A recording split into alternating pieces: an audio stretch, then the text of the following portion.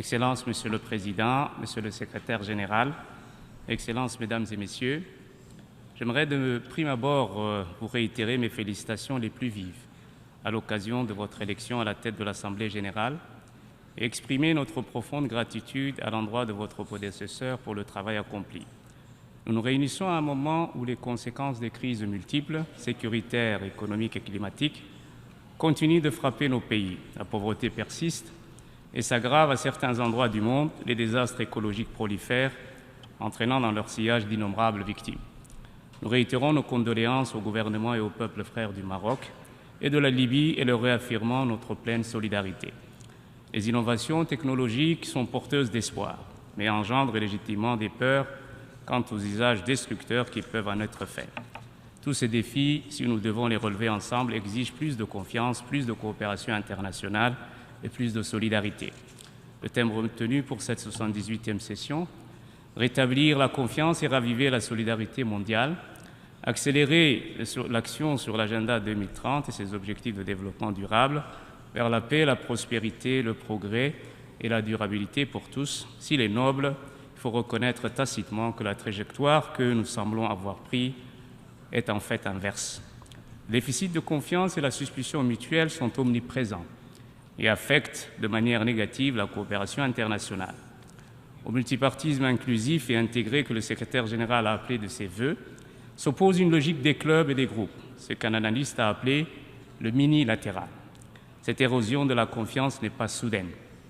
C'est le résultat d'une lente détérioration, d'une part, à la résistance implacable au changement des institutions mondiales, née à la fin de la Seconde Guerre mondiale, d'une inégalité qui se creuse et se fossilise, ainsi que la compétition géopolitique accrue de ces dernières années. Elle n'est cependant pas, de notre point de vue, irréversible. Il est donc impératif que nous investissions massivement dans les efforts multilatéraux pour renforcer la confiance et la solidarité entre les États. Au cœur de cet effort se situent pour nous les Nations unies. Ensemble, imaginons un système multilatéral qui tienne compte des réalités géopolitiques du moment, y compris la prolifération de ces groupes, non dans un schéma de compétition institutionnelle, mais de complémentarité renforcée, de coordination étroite, où tous, sans réserve ni hésitation, s'engagent à renouer des liens de solidarité forts et indissolubles. Nous devons réapprendre à nous faire confiance. Nous devons bâtir un système multilatéral réformé, juste et représentatif, où tous trouvent leur compte puissant et moins puissant. Nous devons pouvoir ensemble envoyer un message sans équivoque, ni doute, que nous sommes déterminés à bâtir une organisation robuste, qui répond de manière crédible aux défis titanesques du moment. Monsieur le Président, Monsieur le Secrétaire général, Excellences, l'urgence doit guider notre action. Le retard pris dans la mise en œuvre des objectifs de développement est accablant. Pour la crédibilité du système, nous sommes à mi-chemin et bien loin des objectifs.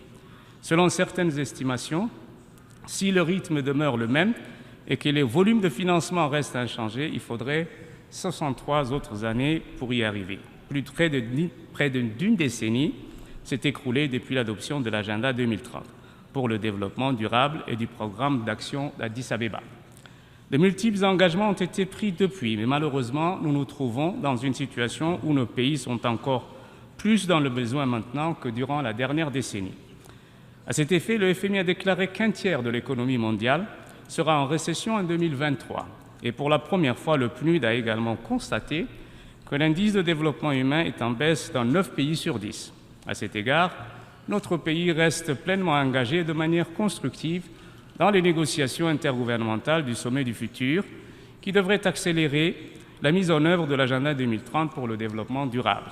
En outre, il est important de souligner l'importance cruciale de la réforme de l'architecture financière internationale et de la mise en place de mesures allant au-delà du PIB afin que nous puissions combler le déficit de financement du développement. La vulnérabilité croissante des pays en développement en matière d'endettement nécessite également des mesures supplémentaires urgentes pour réformer l'architecture de la dette internationale. En effet, le coût élevé de l'emprunt, combiné à la diminution des recettes publiques, empêche les pays en développement et les pays les moins avancés d'investir dans les ODD et augmente également le risque de défaut de paiement de la dette. Il nous faut nous remobiliser davantage en vue de la réalisation de nos objectifs d'ici 2030. Ce plan représente l'espoir de l'humanité. Nous ne pouvons céder à la tentation de l'abandon. Nous sommes conscients que les difficultés sont réelles. Elles ne sont cependant pas insurmontables. Les moyens pour y parvenir sont clairement énoncés par les SDG Stimulus Package du secrétaire général. Les actions urgentes qui y sont identifiées, à savoir l'amélioration de la soutenabilité de la dette, les réformes des banques multilatérales et de développement, dont le soutien est crucial afin d'accroître le financement des objectifs de développement durable, le renforcement du filet de sécurité financier mondial, la réduction des risques systémiques pesant sur la stabilité financière, le système monétaire international et le renforcement de la gouvernance mondiale et de la cohérence des politiques constituent les bases d'un plan de sauvetage des objectifs de développement durable. Le plan de sauvetage du secrétaire général, s'il n'a pas été suffisamment écouté jusque-là, doit être mieux pris en compte dans les discussions autour d'une possible réforme de l'architecture financière internationale. À cet égard, nous sommes encouragés par les déclarations de soutien que nous avons entendues lors du débat général.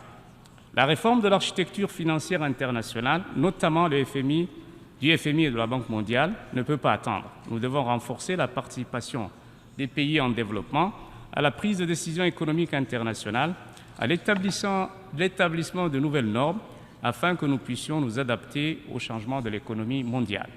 Nous devons ensemble accélérer le Bretton Woods Moment, auquel le secrétaire général faisait référence. Le dialogue doit s'intensifier autour de la réforme de l'architecture financière internationale entre les institutions financières multilatérales et les Nations unies dans le respect, bien sûr, du mandat de chaque organisation.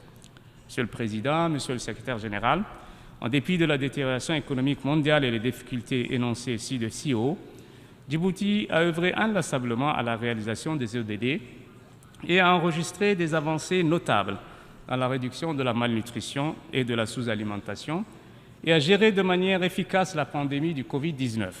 Djibouti a intégré les ODD dans nos plans nationaux de développement et nos stratégies telles que la vision Djibouti 2035. Ainsi, notre gouvernement a pris des mesures pour aligner ses politiques et ses programmes sur les cibles et les indicateurs des ODD. Nous avons également identifié des domaines prioritaires qui correspondent à des ODD spécifiques tels que la réduction de la pauvreté, l'accès à l'eau potable et à l'assainissement, ainsi que la croissance économique durable. En fait, notre pays est confronté à des défis liés à la pauvreté, au chômage et au développement des infrastructures qui sont au cœur des ODD. En outre, nous avons réussi à collaborer avec des organisations internationales, des donateurs et d'autres pays pour mobiliser des ressources et des expertises en vue de la mise en œuvre des ODD. Ce partenariat contribue à renforcer le soutien pour atteindre ces objectifs. Nous avons également travaillé à améliorer notre infrastructure de données pour mesurer et rendre compte des indicateurs des ODD. Notre pays est situé dans une région vulnérable au changement climatique. C'est pourquoi nous avons déployé d'importants efforts dans le domaine de l'action climatique en alignement de l'ODD 13, Action pour le climat. Ces efforts comprennent des projets d'énergie renouvelable et des mesures d'adaptation. En plus des chantiers d'envergure actuellement en cours dans le domaine de la géothermie, Djibouti est fier d'informer les pays amis ici présents que nous avons inauguré le tout premier parc éolien qui fournira 60 MW d'énergie propre. Ce projet a été réalisé grâce à un partenariat public-privé et une capacité supplémentaire de 45 MW d'énergie renouvelable est déjà attendue à travers un consortium d'investisseurs et avec la participation de l'autorité des ports et des zones franches et du Fonds souverain de Djibouti. Le projet sera le premier investissement international notable dans le secteur énergétique à Djibouti, d'un montant de 122 millions de dollars, et créer le premier producteur indépendant d'électricité du pays et servira de modèle aux futurs investissements privés. Le système de santé et d'éducation sont également des priorités et nous nous efforçons d'améliorer les services de santé et les opportunités éducatives, notamment dans nos zones éloignées et mal desservies. Le développement des infrastructures est également crucial pour la croissance économique et la durabilité à Djibouti. Et notre pays investit dans les infrastructures de transport et de logistique pour renforcer la connectivité régionale et le commerce en vue de devenir un hub logistique international et régional.